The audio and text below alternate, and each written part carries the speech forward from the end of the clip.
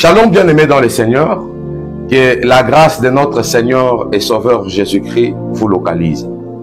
Aujourd'hui, nous venons avec notre tout dernier numéro sur comment prêcher dans la révélation, nous conformant toujours à ce dont nous avions introduit depuis le premier jour, Genèse chapitre 2, le verset 10, qui nous parle du fleuve qui sortait dedans et qui s'est divisé en 4 bras pour arroser le jardin.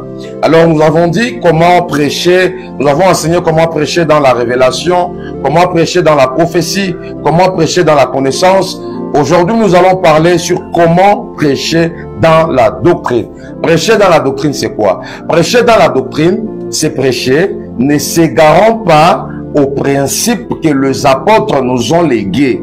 Parce que les apôtres sont notre modèle, les apôtres, ce sont nos exemples que nous devons suivre. C'est là que l'apôtre Paul est en train de dire que notre foi est bâtie sur l'enseignement des apôtres et des prophètes avec Jésus-Christ comme notre pierre angulaire.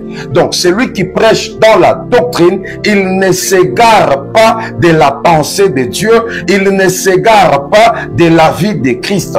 Quand quelqu'un prêche dans la doctrine, il est comme une maison, il est en train de construire une maison sur une pierre. La maison qu'il bâtit n'est pas bâtie sur le sable, mais la maison qu'il bâtit, elle est bâtie sur le rocher qui est l'homme de Jésus, Christ de Nazareth.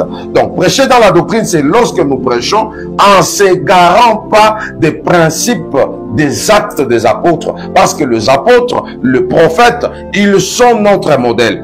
C'est ainsi que lorsque nous retournons en Genèse, je suis dans le livre de Genèse 26, verset 18, nous allons voir ici que Isaac, lorsqu'il est arrivé à creuser le puits, Isaac n'a pas creusé d'autres puits, si ce n'est que recreuser le puits qui avait déjà été creusé par ses pères. Donc, Abraham avait déjà creusé des puits, mais les Philistins sont venus combler tous ces puits, ils ont mis la poussière. Mais lorsque Isaac vient, Isaac ne peut pas creuser d'autres puits. En d'autres termes, nous ne pouvons pas amener à l'église du Seigneur d'autres doctrines.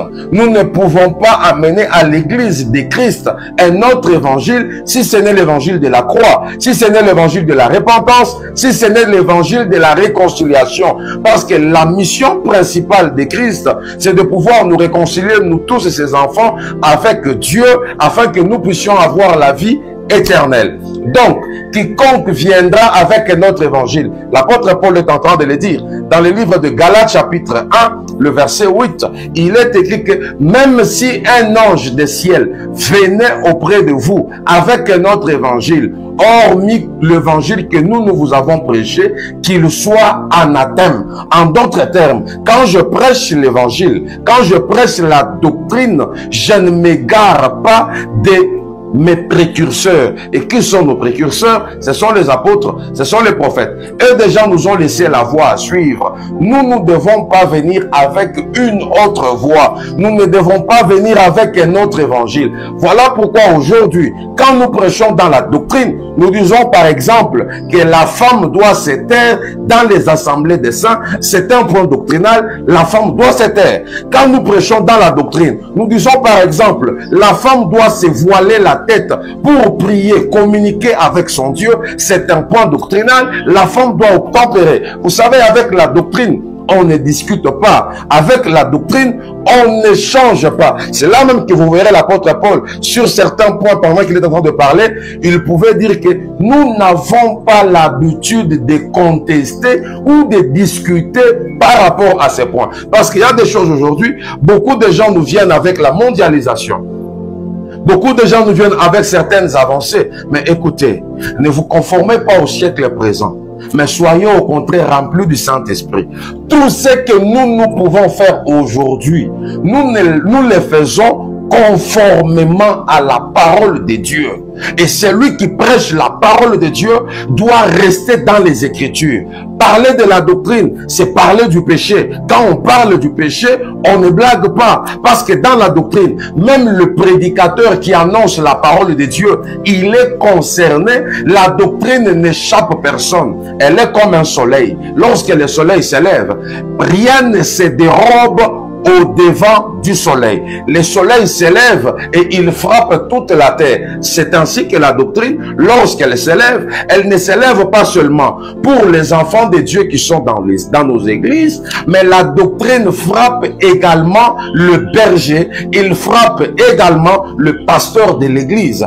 Prêcher dans la doctrine, c'est aussi dire aux enfants de Dieu de pouvoir se préparer, d'arranger leur voie, parce que le royaume des cieux, il est prêt. Voilà pourquoi l'apôtre Paul pouvait dire une autre fois que si je vous ai envoyé cette lettre, et même si cette lettre vous a attristé, je ne m'en répands pas. Celui qui prêche dans la doctrine, il crucifie le péché. Il ne blague pas avec le péché. Prêcher dans la doctrine afin que les enfants de Dieu, le peuple de Dieu, puissent être enlevés au retour de Christ.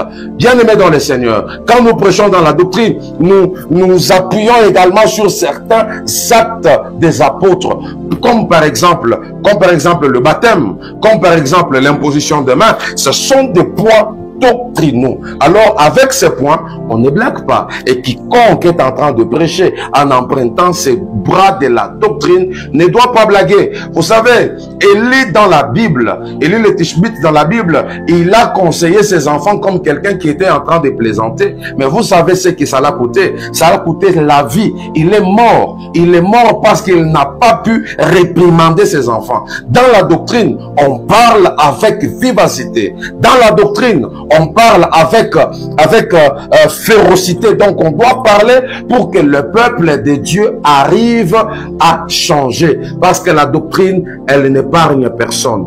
Bien-aimés dans le Seigneur, chers serviteurs de Dieu, chers pasteurs, chers enfants de Dieu, quand il s'agit de prêcher en utilisant les bras de la doctrine, n'ayez peur de personne, parce que la doctrine de Dieu, elle frappe tout le monde. Elle frappe les grands, elle frappe les petits, elle frappe les vieux, pour nous apprêter, pour laver l'église à la rencontre de son époux.